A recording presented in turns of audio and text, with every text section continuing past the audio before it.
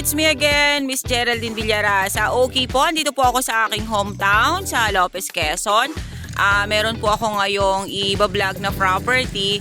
Siya po ay 2.3 hectares. Then, mula po doon sa town proper ng Lopez, Quezon hanggang dun po sa nilikuan namin kanina papunta dito ay nasa 10 kilometers ang layo niya. Ano po?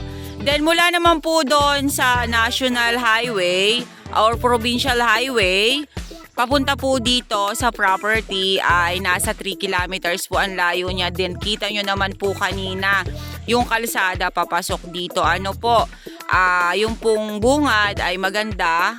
Talagang konkreto na po talaga siya. Then dun po sa may bandang pagitna medyo po talaga horse po yung kalsada pa doon. Ano? Pero ako po ay 7 months ago na po nawala dito sa Lopez kasi ako ay nag-stay po talaga sa Tagkawayan, Quezon. Yun pong doon sa may bungad na yon, kakarampot pa lang po doon yung nalagyan na ng semento na kalsada. Lahat pa po yun doon dati ay rough road na rough road. Pero ngayong pagbabalik ko po ay maganda na po, mahaba na po yung nasemento nila. Kaya po yung rough road na yon sa bandang gitna ay yan naman po ay inuutay-utay ano po ng gobyerno ng pagpapasemento. Nga lang po talaga ay sasabihin ko na po sa inyo, medyo worse po yung nandoon sa may bandang gitna. Kung ang sasakyan nyo po is kotse, may hirapan po tayong pumasok. Ano po, hanggang dito po sa area. Okay po, eto pong 2.3 hectares na to, dito lang po ako dumaan sa kabila, dito sa shortcut.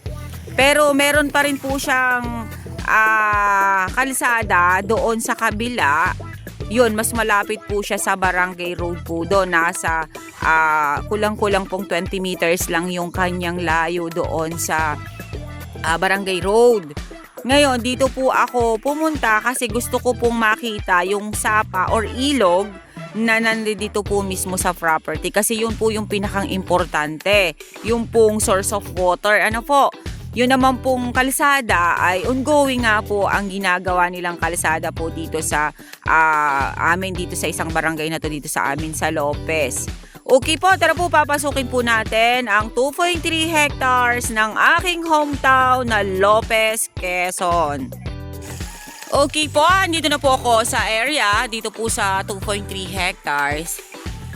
Mas inimportante ko po talaga na dito ako dumaan sa kabilang side dahil gusto ko pong makita yung source of water dito sa area. Ano po, kasi pag doon ako dumaan, sa sinasabi ko sa inyo na may rate of way na nasa kulang-kulang 20 meters, ay hindi po natin mararating itong ilog na ito kasi nga po ay medyo po malayo. Ano po, kasi ito po ay nasa dulo na po ng 2.3 hectares yung ilog. Kaya hindi ko po siya mapupuntan. Kaya dito po ako sumorkat sa kabila. Ano po, okay, ito na po yung start ng area. Ito po yung pinakang end nung kanyang 2.3. Ito po ang ilog niya.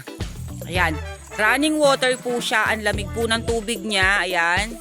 Ayan, yan po. Ayan po. Dito po mismo yan sa boundaries po ng property. Ano po? Ayan po siya, oh. Oh, napakalinaw po ng tubig. Umaagos. Running water po talaga. Ito po yung ilog po talaga dito sa barangay na to. Okay po, tara po, samahan nyo ako, ikutin po natin ang property.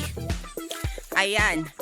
Kung makikita po ninyo, medyo lang po talaga siya marami ditong mga kahoy-kahoy gubat sa side na are. Pero siya po ay pantayin. Ano po, pantayin po dito sa side na ito. Ito po yung pinakang dulo nung property. Okay, sa papasilip ko pa rin po sa inyo ang ilog. Ayan po siya, oh. Ayan, ayan po ang ilog. Mahaba po ang front nito sa ilog. Ayan po siya, oh. Ayan po ang area. Flat na flat pa rin po. Ayun, may mga saging na po dun sa side na yon. Then marami po siyang nyog. Ayun. Flat po itong nilalakaran pa po natin ito. Ito, flat na flat po siya. Okay. Ito pa po yung ilog. Ano po? Ayan pa rin po siya, ha. Ito pa rin po ay sa gilid pa rin po siya nung property. Ayan po siya. Medyo lang po talaga sobrang sagting po ng init dito sa Lopez, Quezon. kaya ang ilog po ngayon ay kakaunti po ang tubig. Pero po siya ay running water at malinis na malinis. Ayan po ang nyugan niya. Ayan. Yan, flat na flat po dito sa side na are, flat po yan. Mula po doon sa aking pinag-umpisahanan sa tabi ng ilog, flat po yan. Ayan po ang nyugan niya. Ano po? Ayan. Ayan siya. Then, ang mga nyug po ay napakarami niyang bunga. Punong-puno din po siya ng mga rahog ang mga nyug niya, oh. Ayan. Pupunta pa po tayo sa ibang part ng property. Ayan, basta po itong nyugan na ito, na nakalinyadang yan, yan po yung pinakang sagad ng 2.3 hectares. Ayan, napakarami po niyang nyug. Okay. Diyan lang po sa side na yan ay medyo po siya tumalibis. Ano po, dun sa side na yon, dun sa may unahan na yon. Ayan.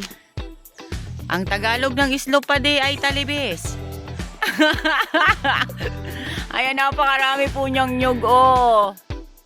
Ayan. Napakaganda po nung area. Productive po siya. Okay.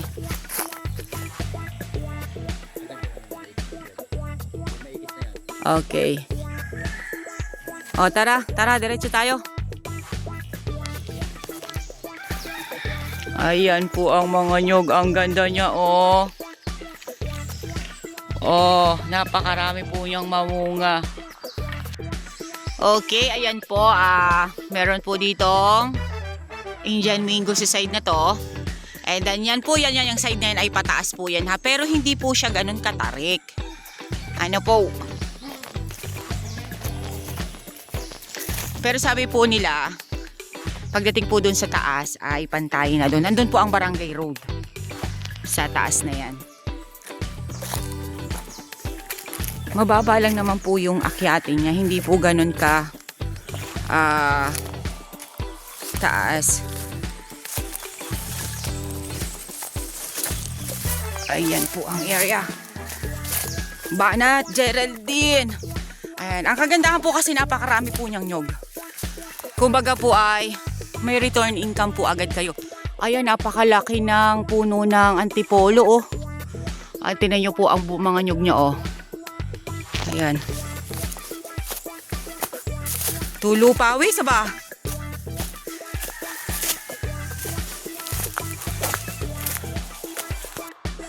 Okay po, nakyat ko na po yung sabi ko sa inyo kanina na pa-slope. Ito lang naman po yung medyo slope talaga siya dito po sa paakyat na to. Pero pagdating po dito sa taas ay pantayin na naman po siya. Ayan. Ito pong Madre de Cacao na yan, yan po yung tumusok papunta po doon sa pinanggalingan ko kanina. Ano po? Then ayan pa po ang mga nyug niya dito sa loob. Ayan. Napakarami po niyang nyug. Talagang may return income po kayo dito sa property na are. Ano po? Ayan, doon sa kabilang side na yon, may 2 puno ng langka. Then napakarami pa rin po niya dong nyug, oh. Okay. Tara.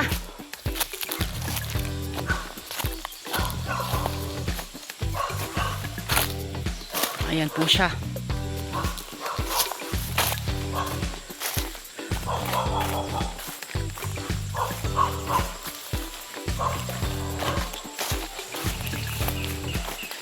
Ayan po ang mga nyug niya. Napakarami pa rin po niyang mamunga, oh. Kahit medyo po siya ay matataas na. Pero napakarami pa rin po nilang mamunga. Matagal pa po ninyo itong mapapakinabangan talaga.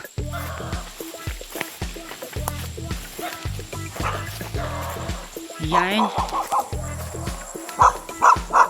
Aso! Huwag mo kong kagatin. Dali, alis na, dadaan ako. Baka naman ako ikagatin mo. Maawa ka sa akin. Sa Tagkawayan, lagi akong hinahabol ng kalabaw. Dito baka ako'y habulin naman ng aso. Okay, ayan pa po siya. Ayan po mga nyug niya. Dito po ay nagpantayin. Dito po sa kabilang side na to ay ayan pa rin. Ayan, pasensya na po kayo sa video ko at sobrang init. Ayan po siya oh. Then, ito pong side na to is pantayin na po. Ano po? Ito pong side na to. Then, tumusok pa rin po yan papunta doon. Then, ito may mangga dito sa kabilang side. Productive po yung area. Ano po? Ayan, napakarami po niyang mamunga ang nyug oh. Yun nga lang po, sabi ko po sa inyo kanina. Yung pong kalsada doon sa bandang gitna ay medyo hassle pa po. Kung ang sasakyan nyo po ay kotse, medyo po mahihirapan tayong pumasok. Kasi nga po ay masyado pa siyang sira. Pero wag naman po kayong mag-alala kasi yan nga po, binanggit ko na rin po sa inyo kanina na 7 months ago na po ako nawala dito sa Lopez. Pero kita ko naman po yung improvement nung kalsada. Kasi nung umalis ako dito ay mas worse po ang kalsada doon sa bungad. Kasi ay dinadaanan nga po ng mga truck. Okay po, yan pong side na yan, kasama pa rin po yan. Nandyan po sa side na yan ang kalsada. Ano po yung barangay road na nakapropose dyan. Galing po doon sa pinag-umpisahanan ko kanina ng vlog ko. Yan po ay may kalsada pa rin po papunta dito. Pero hindi po itong property na to dikit sa kalsada. Sabi ko nga po sa inyo, meron po siyang kulang-kulang 20 meters na right of way. Wala naman pong problema dun sa right of way kasi ilang hakbang lang naman po siya. Si seller na po ang bahala doon sa gagawing kalsada na yon. Ano po? Ayan, kita naman po ninyo, medyo po dito ay nag-umbok din po ng konti. Then, pumantayin na naman po doon sa taas. Okay. Yung pong mga buyers na naghahanap ng Lopez Quezon, ito na po yung para sa inyo, kung magugustuhan ninyo. Yun nga lang po, sa kalsada nga po ay sinasabi ko na po sa inyo ang totoo na medyo sira pa po dun sa may bandang gitna. Pero yun naman po ay ginagawa talaga. Kita rin naman po ninyo yung mga kalsada na binidyo ko. Ay noong panahon ay ganun-ganon din po yung mga nakalsadahan na yun, yung mga nasemento yun. Mas matindi pa po ang kalagayan noon nung kinalsadahan na nung sinemento na yun kaysa yung walang semento ngayon. Kaya yan po ay magagawang kalsada na yan. Ano po? Okay, sa mga naghahanap po ng Lopez Quezon, ayan, napakaganda po ng area namin na to, 2.3 hectares.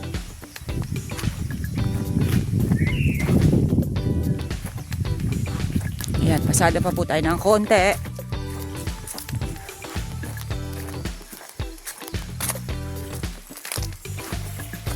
Ayan po siya.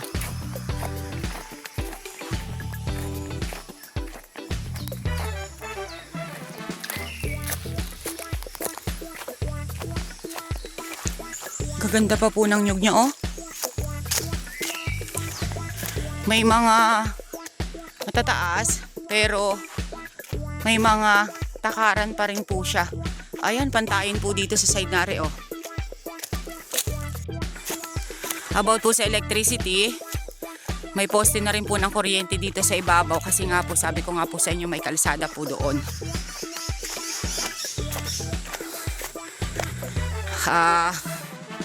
Medyo lang po talaga dito ako nag-umpisa sa likod kasi gusto ko pong makita yung ilog.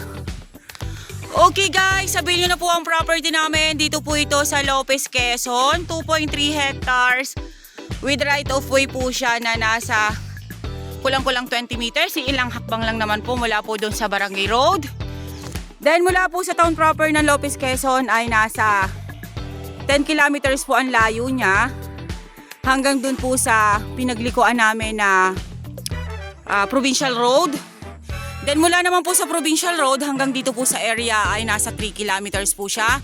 Kita nyo naman po yung kalsada, rough and cemented road. Ano po? Then nagbibili na po ako sa inyo kung yung po magti-tripping dito ay kotse po ang dala. medyo po mahihirapan tayo sa kalsada pag kotse po ang inyong sasakyan. Ano po? Yung pong about sa price, mamaya po kakausapin ko po si seller about po sa presyo.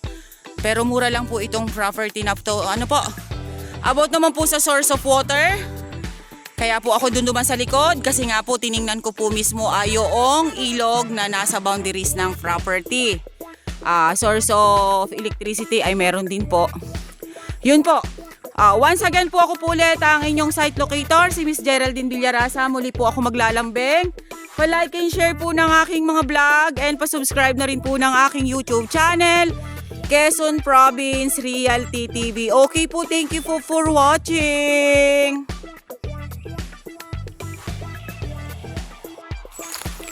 Ayan pa po, konting pasada pa po. Ano po, yan po, doon po tayo nagmula kanina. Yung aking pinag-umpisahanan. Yun lang po yung may puwang doon sa property. Kumbaga siya lang po yung walang tanim, yung kaninang pantayin doon sa likod. Pero pag hanggang di po to po sa ito yan, natututukan po yan ng aking camera. Yan, halos lahat po yan ay may mga tanim na nanyog. Kaya ito pong nyog dito ay nasa 500 kapuno pa po. Okay po, pahabol pa po ako ng video. Kasi nandito pa rin po ako sa may pantayin. Ito pong pantayin na ito dito sa likod ay nasa kalahating hektarya naman po ito. Ayan, nandito po ang mga fruit bearings. Ayan, mayroong avocado, Indian mango. Then, nasan yung lansones natin dyan? Ayan, may mga saging. Na-excite po kasi ako kanina na i-video yung mga nyog. Kaya diniretso ko po doon. Ayan po yung mga nyog. Ayan. Yan po yung pinanggalingan ko kanina. Ayan, may santol dito. Ayan, mga avocado dito sa side na are. Linis lang po ang kailangan dito sa baba. Dito sa pantayin na to. Na nasa kalahating hektarya. Ayan.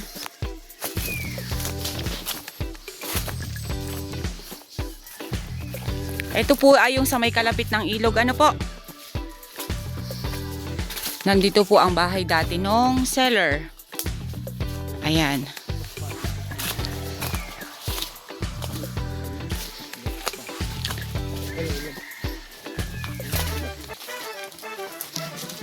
Ayan, pantay na pantay po dito, oh. Ayan, may mga mangga po dito, oh.